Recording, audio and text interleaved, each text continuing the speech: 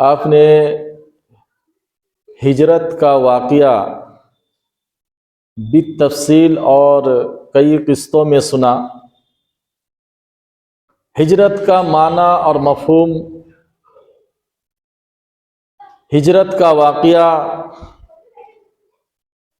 اور ہجرت کرنے والوں کی فضیلت کیا ہے،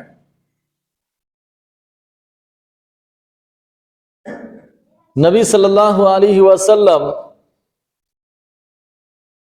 ہجرت کر کے نکلے، کافر و مشرک کی طرف سے آپ کو زندہ یا مردہ لانے کا عام اعلان نکلا۔ اس پر 100 اونٹ انعامات رکھے گئے، لیکن اللہ تعالیٰ کی حفاظت میں، اللہ تعالیٰ کی امن میں آپ صلی اللہ علیہ وسلم اور آپ کے ساتھی حضرت ابو بکر صدیق رضی اللہ تعالی عنہ دونوں صحیح سلامت مکے سے نکلے، غار ثور پہنچے، پھر وہاں سے نکل کر مدینے کے راستے پر چلے۔ آپ صلی اللہ علیہ وسلم جب مکے سے نکلے،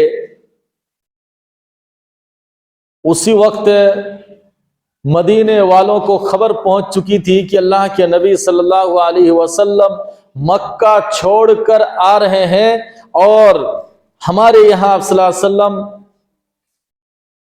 قیام فرمائیں گے، ہمیشہ کے لیے آپ یہی رہیں گے، دوبارہ پھر مکہ چھوڑ کر نہیں جائیں گے۔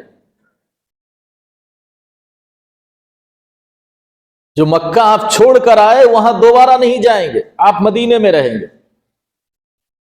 جب آپ صلی اللہ علیہ وسلم کو پہلی وحی ملی، نازل ہوئی، تو آپ گھبرا کر اپنے گھر آئے تھے اور اپنی چہیتی بیوی حضرت خدیجہ رضی اللہ تعالی عنہا سے آپ نے سارا واقعہ بیان کیا۔ آپ سہمے ہوئے تھے، ڈرے ہوئے تھے، گھبرائے ہوئے تھے۔ آپ صلی اللہ علیہ وسلم کو تسلی دینے کے لیے آپ کی بیوی حضرت خدیجہ رضی اللہ تعالی عنہا آپ صلی اللہ علیہ وسلم کو لے کر چلے۔ اپنے ایک رشتہ دار جن کا نام ورقہ بن نوفل تھا، یہ عبرانی زبان کے ماہر تھے، تورات پڑھا کرتے تھے، اور حضرت خدیجہ نے کہا کہ یہ آپ کے بھتیجے سے سنیے یہ کیا کہہ رہا ہے۔ بہت بوڑھے تھے وہ ورقہ بن نوفل، کمزور ہو گئے تھے، بوڑھے ہو گئے تھے۔ انہوں نے آپ سے پوچھا کہ بتاؤ کیا ہے؟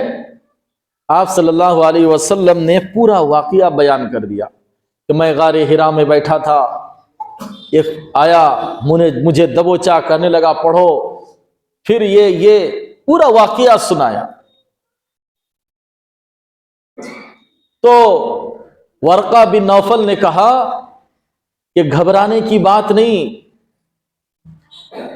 تمہارے سامنے جو شخص سے آیا تھا وہ کوئی اور نہیں، یہ وہی فرشتہ ہے جو حضرت موسیٰ علیہ السلام پر وحی لے کر آئے تھے۔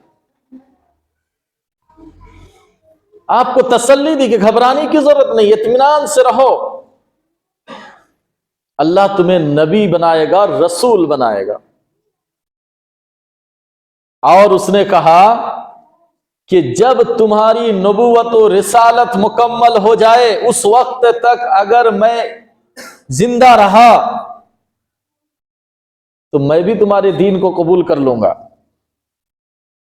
لیکن ایک بات یاد رکھنا، اللہ تعالیٰ نے جس عہدے کے لیے تم کو چنا ہے، منتخب کیا ہے، اس پر بڑی آزمائشیں آئیں گی، بڑی مصیبتیں آئیں گی، جھیلنا ہوگا۔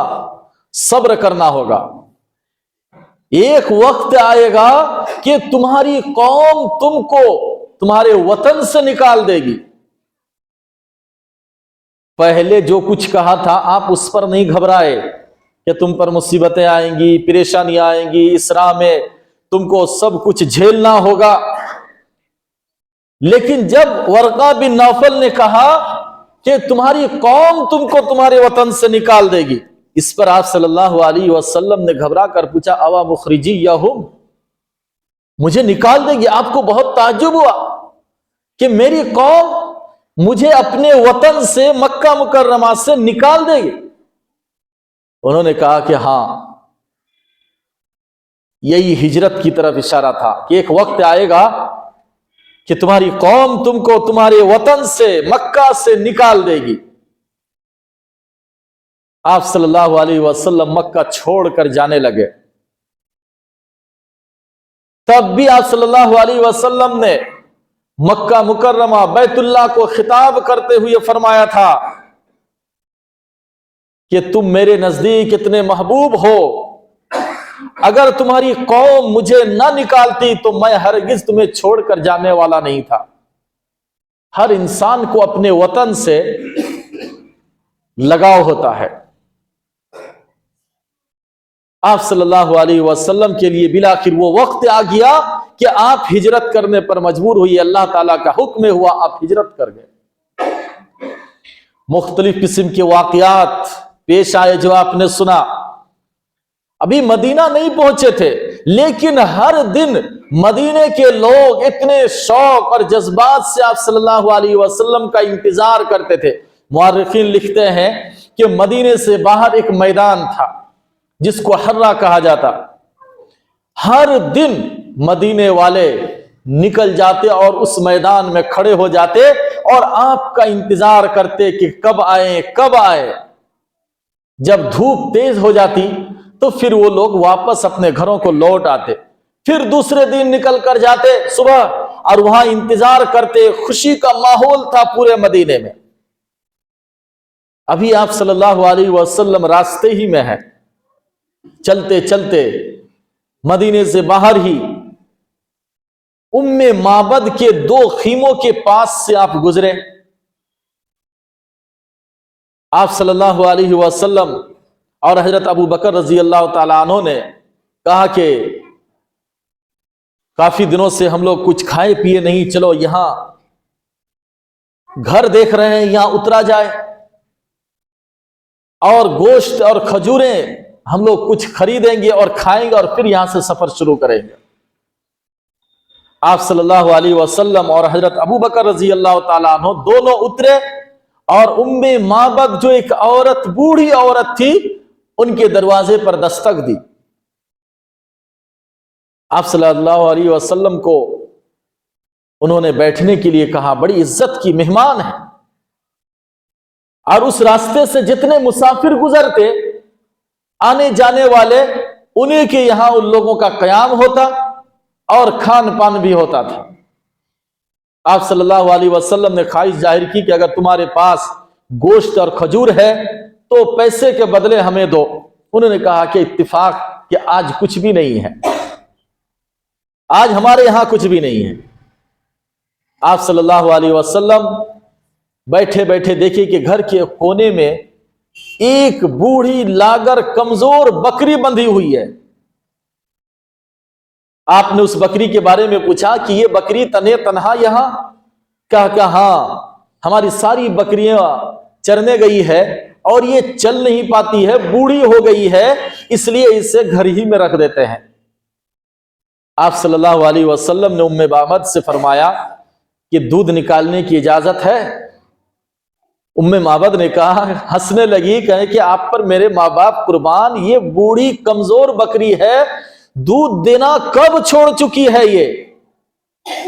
آپ صلی اللہ علیہ وسلم نے فرمایا کہ اجازت تو دو. کہا کہ ہاں. کہا کہ برتن لاؤ. برتن لیا. آپ نے بکری کے تھن پر ہاتھ پھرا، بسم اللہ پڑھ کر دودھ نکالنا شروع کیا اللہ سے دعا کر کے. برتن پورا بھر گیا. آپ نے سب سے پہلے ام معبد کو پلایا. کیا پہلے تم پیو؟ پھر جتنے تھے سب کو پلا کر آخر میں آپ صلی اللہ علیہ وسلم دودھ پیے، اور ایسا نہیں ایک دو گھونٹ، سب بھر پیٹ پیے، اور پھر آپ صلی اللہ علیہ وسلم نے وہ برتن لے کر اور ایک بار دودھ نکال کے بھرا برتن ام معبد کو دیا، اور آپ صلی اللہ علیہ وسلم وہاں سے اب سفر شروع کیے۔ ادھر مدینے میں ہر دن آپ کا انتظار ہو رہا ہے، استقبال کے لیے لوگ باہر جا کر آپ کا انتظار کر رہے ہیں، لوگ بے چین ہیں، پریشان ہیں۔ آپ صلی اللہ علیہ وسلم مدینے کے باہر ہی ایک جگہ چند روز قیام کیے، بنی عمرو کے قبیلے میں۔ پھر آپ صلی اللہ علیہ وسلم وہاں سے سفر شروع کیا، اب مدینہ کے اندر گھسیں گے، داخل ہوں گے۔ پورے انصار مدینے والے آپ کا انتظار کرتے کرتے، جیسا ان کا معمول تھا کہ صبح کو نکلتے اور انتظار کرتے کرتے جب دھوپ تیز ہو جاتی تو سب واپس پلٹ جاتے۔ ایک دن سب واپس پلٹے ہی تھے کہ ایک یہودی ایک ٹیلے پر چڑھ کر دیکھا تو دو شخص سے آ رہے ہیں۔ اس نے کہا کہ ہو نہ ہو انہی دو آدمی کا یہ لوگ ہر دن انتظار کرتے ہیں اور واپس جاتے ہیں۔ اس سے رہا نہیں گیا، اس نے زور کی آواز لگائی کہ اے مدینے والوں، جس کا تم انتظار کر رہے تھے وہ آ رہے ہیں۔ بس پورے مدینہ امڑ پڑا آپ کے استقبال کے لیے۔ جب آپ مدینہ داخل ہوئے، مورخین کہتے ہیں کہ آپ کو دیکھنے کے لیے لوگ اپنے چھتوں پر، درختوں کے اوپر، جو جتنی اونچی جگہ پہنچ سکا ہے پہنچ کر آپ کو صرف دیکھنے کے لیے انتظار کر رہے تھے۔ لوگ جب آپ کو دیکھے مدینے والے، وہ گیت گانے لگے، ترانے گانے لگے کہ آ چکے ہیں جس کا ہمیں انتظار تھا، وہ چاند ہمارے مدینے میں طلوع ہو چکا ہے۔ پہلے ہی بتایا گیا تھا کہ حضرت ابو بکر رضی اللہ تعالیٰ عنہ عمر میں بڑے تھے، بزرگ قسم کے آدمی تھے، اور اللہ کے نبی صلی اللہ علیہ وسلم نوجوان تھے۔ جو بھی آتے ملنے کے لیے، جنہوں نے اللہ کے نبی کو نہیں دیکھا تھا وہ حضرت ابو بکر ہی کو سمجھ رہے تھے کہ یہی اللہ کا نبی ہے۔ حضرت ابو بکر سے ملتے، سلام کرتے، خبر خیریت پوچھتے، واپس چلے جاتے۔ اللہ کے نبی خاموش۔ مورخین لکھتے ہیں کہ جب دھوپ تیز ہونے لگی اور حضرت ابو بکر رضی اللہ تعالیٰ عنہ اپنی چادر سے آپ کو سایہ کرنے لگے، تب لوگ سمجھے کہ محمد یہ نہیں، محمد یہ ہے۔ کتنا تواضع، کتنی انکساری، کتنی سادگی کے ساتھ آپ رہتے تھے۔ آج تو اگر کسی کے پاس حیثیت سے باہر تھوڑی دولت ہو جائے، کوئی عہدہ مل جائے، تو دور ہی سے پہچان کراتے ہیں کہ یہی ہے وہ۔ اس کا لباس، اس کی گاڑی، اس کے چال، ان چیزوں سے نمایاں ہو جاتا، لوگ کہتے ہیں کہ یہی بڑا ہے۔ یہاں تو آپ صلی اللہ علیہ وسلم مسجد میں بیٹھے ہوئے ہیں، کوئی دیہاتی آتے ہیں تو کہتے ہیں من منکم محمد، ارے تم میں سے محمد کون ہے؟ پہچان نہیں پاتے تھے۔ بتایا جاتا کہ یہ ہے۔ پھر وہ آتے، آپ کے سامنے پوچھتے، کچھ سوالات رکھتے، تو آپ صلی اللہ علیہ وسلم کو لوگوں نے پہچانا۔ اس کے بعد آپ صلی اللہ علیہ وسلم اونٹنی پر سوار ہوئے۔ ہر مدینے والے کی خواہش تھی کہ آپ صلی اللہ علیہ وسلم ہمارا مہمان بنے۔ آپ صلی اللہ علیہ وسلم نے فرمایا کہ اونٹنی کو چھوڑ دو، اسے اللہ کی طرف سے حکم دیا گیا ہے، یہاں یہ جہاں بیٹھے گی وہیں میرا قیام ہوگا۔ بالآخر حضرت ابو ایوب رضی اللہ تعالی عنہ کے گھر کے پاس اونٹنی بیٹھ گئی۔ وہ کتنا خوش نصیب انسان اور صحابی کہ اللہ کی طرف سے اونٹنی کو حکم ہوا کہ اس کے گھر کے سامنے جا کر بیٹھو، اور اللہ کے نبی صلی اللہ علیہ وسلم کا قیام اور طعام کھانا اور رہنا انہی کے گھر ہوگا۔ اونٹنی جا کر بیٹھ گئی۔ اللہ کے نبی صلی اللہ علیہ وسلم نے ابو ایوب سے فرمایا کہ جاؤ میرے آرام کے لیے جگہ ٹھیک کرو۔ حضرت ابو ایوب انصاری رضی اللہ تعالیٰ عنہ اپنے گھر جاتے ہیں، خوشی کے مارے اس کا کوئی ٹھکانہ نہیں ہے، اپنے گھر کا اوپر والا حصہ فوراً صاف ستھرا کر کے آپ صلی اللہ علیہ وسلم کے لیے بستر لگاتے ہیں اور آپ صلی اللہ علیہ وسلم کو اوپر لے جاتے ہیں کہ یہاں آپ آرام فرمائیں۔ آپ صلی اللہ علیہ وسلم کی اونٹنی جہاں بیٹھی تھی وہ ایک میدان تھا، جب اونٹنی بیٹھی تو اللہ کے نبی نے فرمایا کہ یہی میرا قیام ہوگا انشاءاللہ۔ بعد میں کیا ہوا؟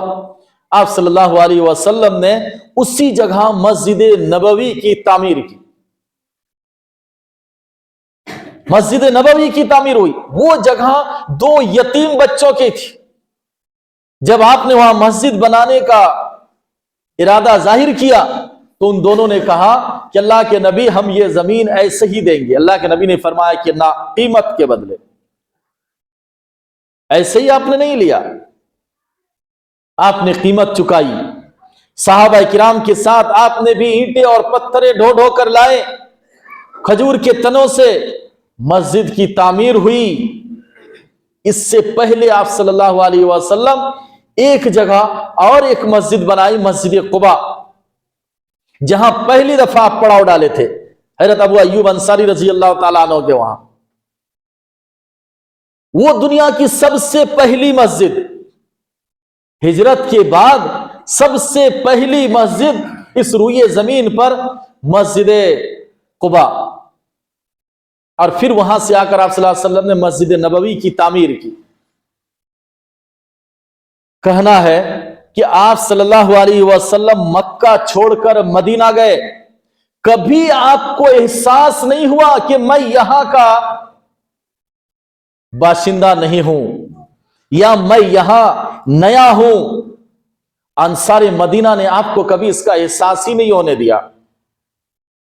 جنہوں نے ہجرت کی تھی انصاری لوگوں نے ان کی مال و دولت میں بھی حصہ لگایا، ہر طرح سے آپ صلی اللہ علیہ وسلم کی مدد کی ان لوگوں نے، آپ کی جان کی حفاظت اور آپ صلی اللہ علیہ وسلم کی لائی ہوئی شریعت، دین کی تبلیغ، ہر چیز میں ایک بار انصار لوگ کچھ ناراضگی کا اظہار کیے تھے بیت المال کی تقسیم میں، تو آپ صلی اللہ علیہ وسلم نے تمام انصار کو بلا کر فرمایا تھا، اے انصاریوں، کیا تم یہ نہیں چاہتے ہو کہ دوسرے لوگ مال و دولت لے کر اپنے گھر جائے اور تم لوگ اللہ کے نبی کو اپنے ساتھ لے کر جاؤ؟ اس جملے سے انصار مدینہ نے سب کچھ بھلا دیا اور کہا کہ اللہ کے نبی ہمیں مال و دولت نہیں چاہیے، بس ہمیں تو آپ چاہیے۔ اور یہ بھی فرمایا کہ سارے لوگ مہاجرین ہمارے لیے دثار ہے اور تم شعار ہو۔ دثار کہتے ہیں جسم کا اوپر والا کپڑا جو پہنتے ہیں، زائد کپڑے، اور شعار کہتے ہیں وہ کپڑا جو جسم سے لگا رہتا ہے، جیسے گنجی ہے، بنیان ہے، اور یہ سب دثار۔ یعنی میں انصار سے اتنا قریب رہوں۔ انصار لوگ خوش ہو گئے۔ اللہ کے نبی صلی اللہ علیہ وسلم نے یہ بھی فرمایا کہ اگر ہجرت نہ ہوتی تو میں انصاریوں کا ایک فرد ہوتا، ایک آدمی ہوتا۔ انصاری لوگوں نے کبھی اللہ کے نبی صلی اللہ علیہ وسلم کے ساتھ دغا نہیں کیا۔ ایسا نہیں کہ وہاں سے بلا کر یہاں دھوکہ دے دیا ہو، نہ، وہاں آپ کی جتنی عزت تھی مکے میں، اس سے کہیں بڑھ کر ان لوگوں نے آپ کی عزت کی۔ آپ نے جتنی آسانی کے ساتھ دین اسلام کی تبلیغ مکے میں رہ کر نہیں کیا تھا، آپ نے مدینے میں آ کر دین اسلام کی تبلیغ کیا۔ آپ نے دین کا اور اسلام کا مرکز قائم کیا، مدینے میں مرکز بنایا، وغیرہ وغیرہ۔ یہ ہجرت کا واقعہ تھا کہ آپ صلی اللہ علیہ وسلم اللہ کے حکم سے ہجرت کر کے مدینہ گئے۔ اس لیے اللہ تعالیٰ نے فرمایا کہ جو لوگ ایمان لائے اور ہجرت کیے، اللہ کے راستے میں جہاد کیے، ان کے لیے اللہ تعالیٰ کے یہاں بڑا اجر ہے، تمہارا کوئی عمل اس کے برابر نہیں ہو سکتا ہے۔ خیر، صرف ہجرت کا سن لینا کافی نہیں تھا۔ ہجرت کا لغوی معنی ہے چھوڑنا۔ اسی لیے کہا کہ انسان کے اندر جو برائیاں ہیں، جو خامیاں ہیں، ان کو چھوڑنا بھی ہجرت ہے۔ ایک آدمی کو ایک غلط کام کی عادت بنی ہوئی ہے، وہ اس غلط کام کو چھوڑ رہا ہے، اس کے لیے کتنا مشکل ہے وہ، اس لیے اس کو بھی ہجرت سے تعبیر کیا ہے۔ ایک آدمی کوئی غلط کام کرتا ہے، وہ اس کی عادت بنی ہوئی ہے، وہ اس سے رک جاتا ہے، اس کو چھوڑ دیتا ہے۔ اللہ کے نبی صلی اللہ علیہ وسلم نے فرمایا جن چیزوں سے اللہ نے منع کیا ہے ان کو چھوڑنا یہ بھی ہجرت ہے۔ اللہ نے جن کو گناہ قرار دیا، اپنی نافرمانی کہا ہے، ان کاموں کو چھوڑنا بھی ہجرت ہے۔ خیر، اللہ تعالی ہم سبوں کو پکا سچا مومن اور مسلمان بن کر زندگی گزارنے کی توفیق عنایت فرمائے، آمین۔ وما علینا